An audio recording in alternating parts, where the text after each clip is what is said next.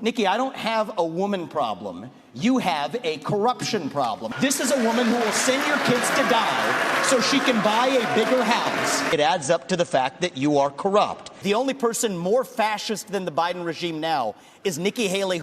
Look at that.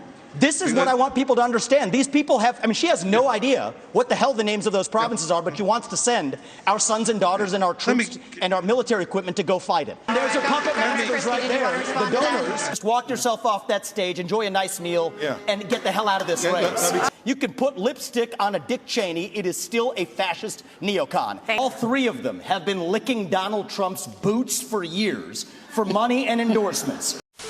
And the smug, condescending way that he just spews this poison out is very, very dangerous, because he won't stop Trump, but he's going to outlive Trump by about 50 years.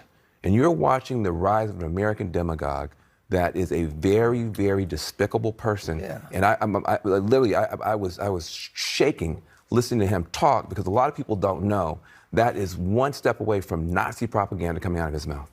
I don't believe you. There's an older generation that believes in funding foreign wars, and I think doubly it's even worse when people are making money off those foreign wars. I was a skeptic and critic of the Iraq War back when, and she was a supporter of it, and it's continued all the way through this agenda. But I think it takes a very dark turn when people are making money off of our foreign policy. Vivek Ramaswamy, thanks so much for being here. Thank you. Thank you, guys. I'm going to send it back to you guys in New York. Steve, Ainsley, and Brian. Yeah, unfortunately, we didn't have FB to question him. Couldn't ask him any questions. But the problem, I just like to know, when his policy, it's just ridiculous on Russia and Ukraine. He says, tell Russia basically they can have Ukraine if they promise not to have an alliance with China. I mean, if there's... can we hear us now? Hey, Vivek. I can hear.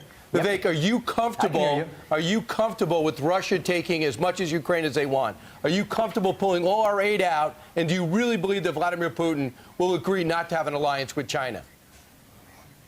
I think we have to play hardball there and make a hard deal that requires any reneging on that deal to have major consequences. Like what? Like sanctions, so like we have right now? Well, look, I think that we have to be able to have real consequences. Maximum pressure campaign. We have sanctions. We don't have a maximum pressure campaign.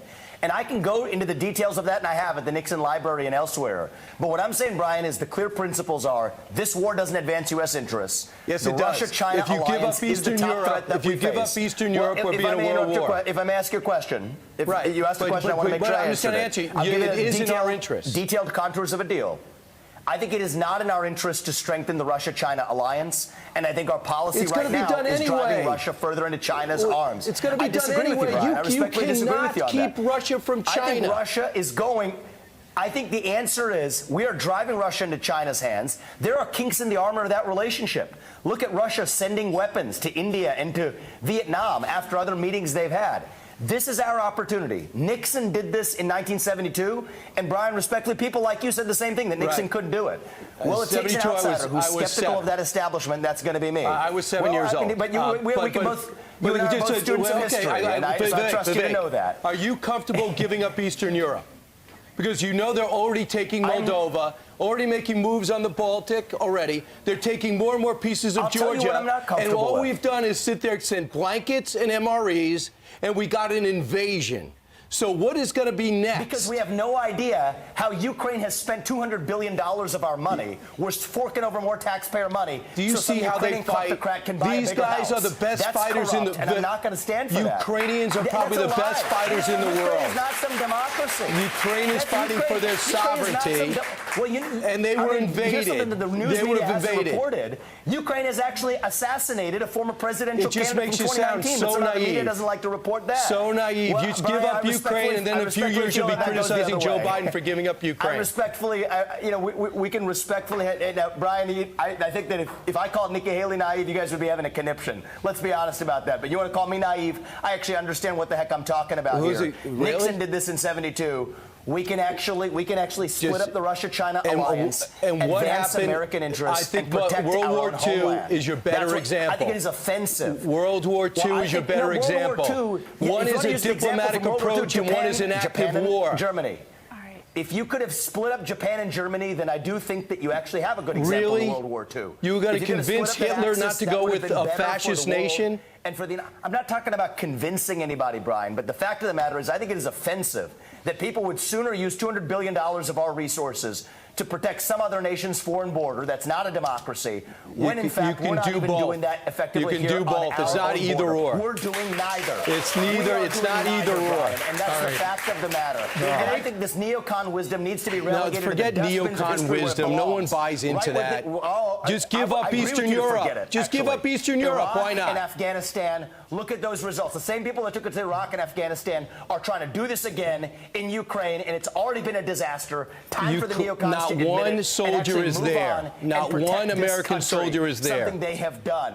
Well, Lloyd Austin just threatened earlier this week that we are going to send our troops unless we pass that aid package, actually. So, Brian, you mark my words. Listen to Lloyd Austin, who's advancing the same policies as Nikki Haley. He's saying he's going to send troops if they move to a NATO nation, not to Ukraine. Pay attention.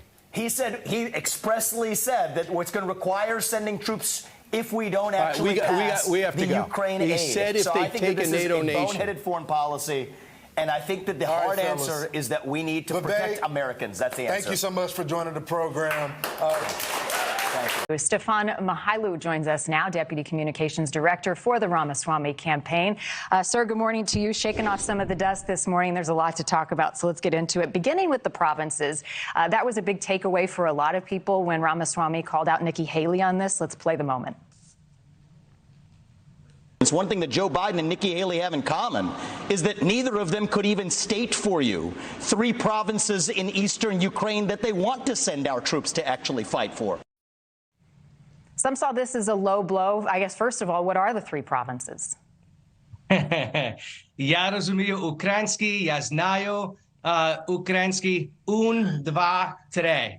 Luhansk, Donetsk, Zaporizhia. Дуже добре, не добре. They're very good. I speak Ukrainian. I am Ukrainian. Those are the 3 provinces that Nikki Haley did not know. And I'm not running for president. I am just the Deputy Communications Director for Vivek Ramaswamy. That did not go well.